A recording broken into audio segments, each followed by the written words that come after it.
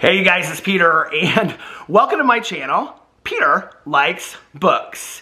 And I wanted to get on here today, and I'm trying to make a bunch of videos and get back into the rhythm of making videos back over here because I have missed this channel so much. So I wanted to do something different over here today, you know, other than just do a book review or something like that. And being that I haven't been reading a lot of books, that would be hard to do. So I was actually looking through my videos on my channel, and when you have a YouTube channel, you can go through your analytics and you can see like, you know, like which videos did people like the most and which videos did they get the most views off of and the most likes and things like that. And it was interesting to me because I did a video in I think it was in 2021, and I don't even remember, I mean, to this day, I do not even remember making this video. And the video was called something like, if you liked Dexter, you'll love this. And it's like my second most viewed video, I think, from like the last 2 to 3 years.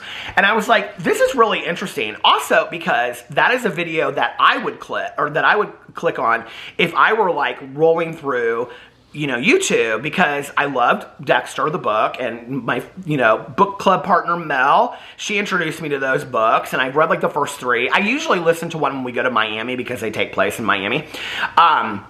But I loved those, and so that's a video that I would click on, right? So I was sitting here and I was like, okay, maybe I could start doing this over here because I read so many books that are similar, right? Like cozy mysteries. Like I could do my top 10 favorite cozy mysteries. People ask me to do that video. I think I have done something similar to that, but I haven't done like an updated one, so I could do that. But one of the things I thought I could do is I could start doing videos that would be like, you know, if you liked, you know, this book, then you'll love these books. You know, like when you go to Barnes and Nobles, they have that, you know, section there.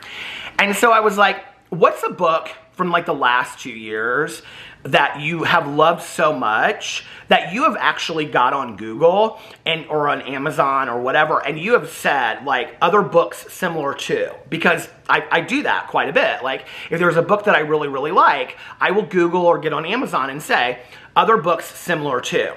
And one of the books that I have done that with is Alice Oseman's. Hold on a second. Where's it at? Shoot. Is her Heartstopper series, okay? Which, by now, I'm sure that everybody knows. Here, there's 4 books in the series. Here they are. I got, you know, and this is one of the ways I think that I found out about, because somebody recommended to me her graphic novels, and so I think that's how I found out about, no. One of her books that, one of her, like, main books that she had written that's not a graphic novel, I was like, I've never, like, heard of this book before, and I think it was, like, Robbie Reeds was talking about, and so I was like, I'm going to listen to this Alice Oseman book on Audible, and I listened to it, and I absolutely loved it, right? And one of the things that I love about Alice is that she has, like, created this world very much, like, if you don't know much about her writing, she's created this world like Becky Albertalli in the Simon verse and things like that. Like, all of her characters kind of overlap, and they all go to similar schools, they all live in similar areas and things like that.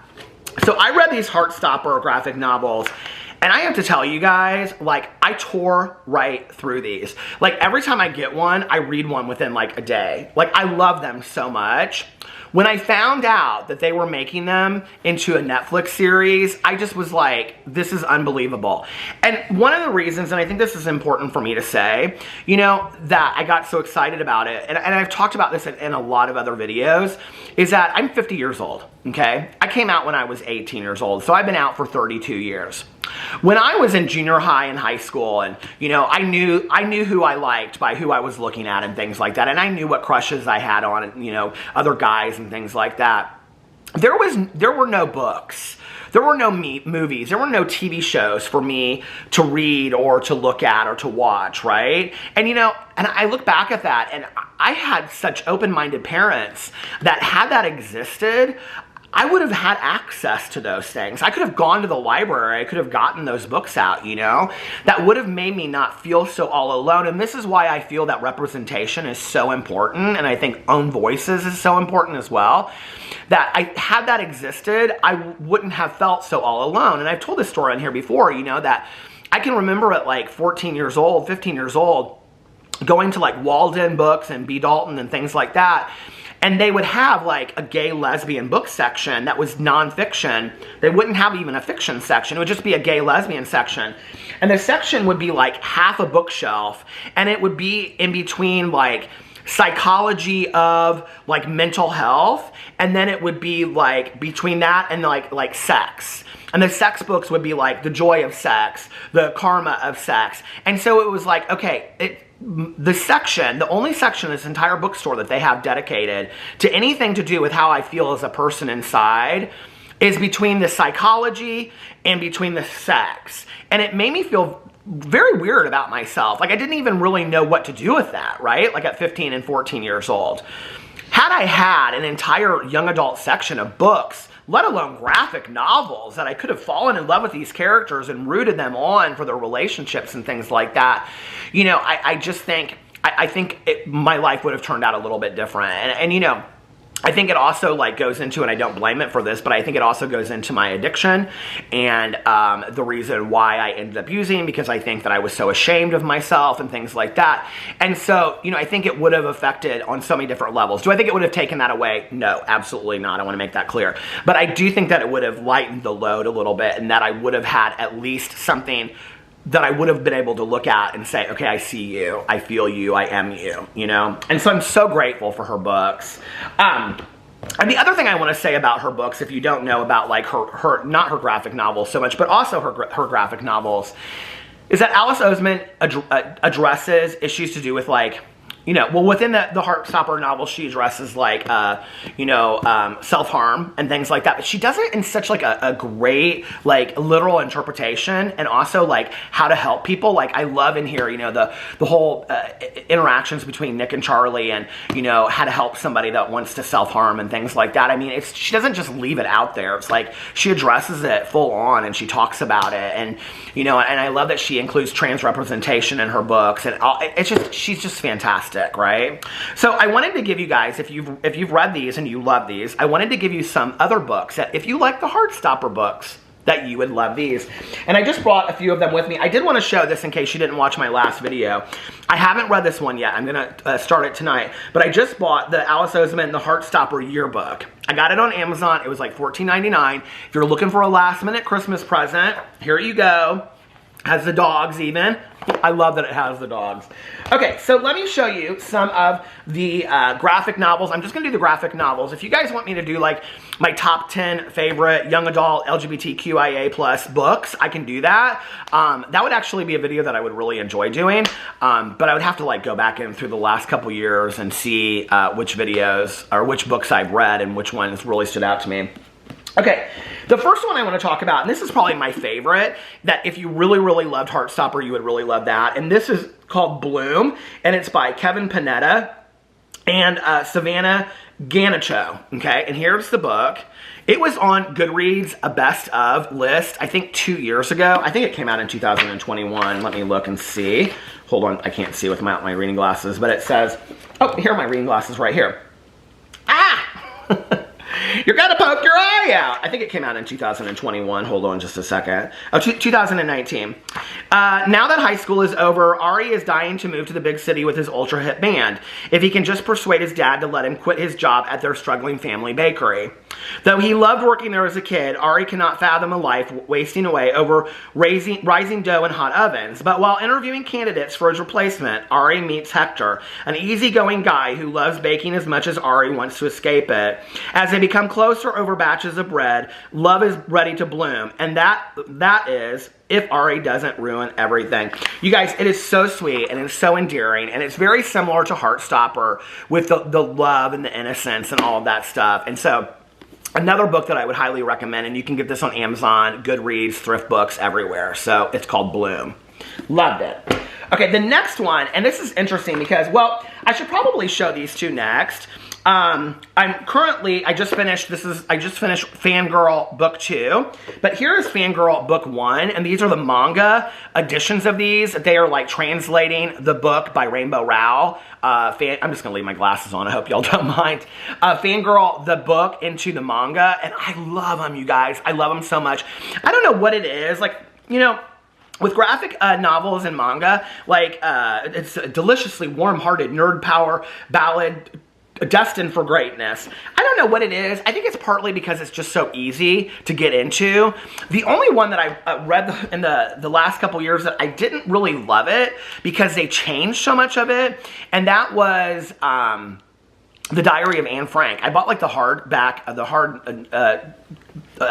edition of it, and the pictures were beautiful. The illustrations were fantastic. It just was the story. I didn't really, it made it very comical, and there was just something about it to me that was lost in the translation or the interpretation. That was the only one that I didn't love.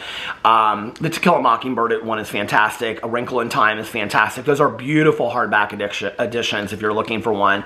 But the Fangirl ones, you guys, are so good, and I love them so much. So this is the first one, and the second one just came out. And I love when they take books, like the ones I just said, and they do like a translation or interpretation into a graphic novel. You know, for me, it's always like I would rather read the book first and then do the graphic novel second. But I love to see the illustrations, and you can see like the different looks and everything like that. And one of the things I have to tell you that I love about this, and if you've read Fangirl, the book by Rainbow Rowell, the interpretation of Ren, the twin sister in here, well, there's, it's about twin sisters, Kath and Ren, but the interpretation of Ren is very, very interesting because they really, they show her partying at college and stuff like that, and so it's very interesting to see her, and the illustrations are fantastic, and it doesn't really deviate much from the books at all, which I love. I love that. I love that they didn't try to fit it into one book, and that they're actually doing different volumes of it, which I think is fantastic. So this is another one of my favorites that I would absolutely swear by. Okay, and so I wanted to talk about those so I could show you another translation. Another one of my favorite translations is Something Like Summer by J. Bell, okay, and Cassie Fallon. So J. Bell is probably one of my favorite LGBT writers anyway, and he writes mostly a YA, but he has written, I would say he's more like, what do they call it, new adult, because there is some sexuality, well, sexual innuendos in his books, and sexual activity and things like that, but it's young adult. It caters more to that age group, and then he does write some adult things as well. It's just real relatable, and maybe it's more because I think he's like 10 years younger than me or something like that, but I read the book Something Like Summer and absolutely loved it. I actually found out about Something Like Summer from these YouTubers back in the day, Will and RJ at Shep689, and Will loved the book, and that was how I found out about it. When I was writing my book, The Before, Now, and After Then by Peter Monn, I reached out to J. Bell, and he was really helpful in helping me write my book organically, and he gave me a lot of great information, as did Brent Hardiger, who, I don't know if you've ever read any of his the Russell Middlebrook book series, which would be one of my favorite LGBTQ+ series of life. What was it called? The Geography Club. Oh my God, that whole series, I read and loved the entire series of that. But J. Bell's books are so fantastic. And so every one of his covers looks very similar to this, and they're all like a different color, and he self-publishes. So I think it was like a year or two ago, well, I guess I could look, couldn't I? When was it? 2019 as well. He turned this into a graphic novel. It's not the entire book. It is only part of it as well. And I think it's like volume 1 or something like that. It says volume 1, Summer, it says on here. And it's just part of the book. And I sped right through this. It's so good, you guys. I absolutely loved it. If you like J. Bell, it's like color. Illustrations inside, and it's glossy color, and it's just like, it's really beautifully well done. So another one that I would highly recommend. Okay, another one, and you guys, I found this on Amazon. I was just like seeking out, and I sometimes put in there like LGBT graphic novels, and this one came up, and I didn't know what to expect at all, you guys. And I fell in love with this, and it's called Cheer Up, Love and Pom Poms.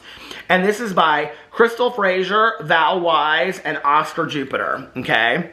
And it's about these two girls that become friends, and this one girl, her mom was on the cheerleading squad, and so she wants her to like try out for the be a cheerleader. It's this girl right here. And she doesn't really want to be a cheerleader, and she thinks it's corny and all this kind of stuff. And the other girl is trans, and they become friends, and they have this unlikely friendship, and it's so fantastically done, you guys, and I absolutely loved it. And it really talks a lot in here as well about, I'm hoping this is the same. So, do you guys ever forget like certain books that you read? Hold on a second. Let me make sure that this is the book that I'm talking about. Yes, because Annie is... okay, so Annie is a lesbian and BB is trans, okay? And one of the things that I loved about this is what I was going to say, was that it talks about parents wanting to be protective over their kids. And it was so well done, the way that they showed it in this book. And also the danger towards trans people. In a graphic novel, I thought it was fantastic how they did it, you know, and how they addressed real issues. And I just loved this one so much. I think there's like another one out already, or there's gonna be another one. I need to look and see and order it. So Cheer Up, Love and Pom Poms would be another one on my recommendation list. So, and the last one, this one is really short, you guys, and I would say this is a little bit for younger people, but this is for, I would say, people that like, or kids that struggle with like social anxiety or are very, very shy. And there's actually several and by this person, and this is called Noise, based on a true story, and it's by Kathleen Raymundo. And you guys, I mean, when I tell you it's short, it's like, let me see if it even says how many pages it is. It's 26 pages. But it was really, really well done, and it's about this girl, and she just is really, really struggling with having friends in school and things like that, and it might make a good, like, stocking stuffer if you have, like, a child that, I would say this was probably, like, 5th, 6th grade, if I had to, you know, like, tell you what age group it is. The illustrations are fine. I mean, it's just whatever, you know, but, like, I thought it was a really endearing story. I also found this on Amazon, because, like I said, I just Googled that. So, if you guys have graphic novels that you would recommend, specifically ones that are geared towards LGBTQIA plus people, would you please list them in the comment section below? I'm always looking for new books. I know there are also people out there that are probably looking for books as well, and I would love any recommendations. So, and if you guys would like me to do other books, videos like this, where I'm like, if you like this, you might like that, or if you like this, let me know, because I had a lot of fun doing this. So anyway, I love you guys, and I'll see you in my next video. Bye.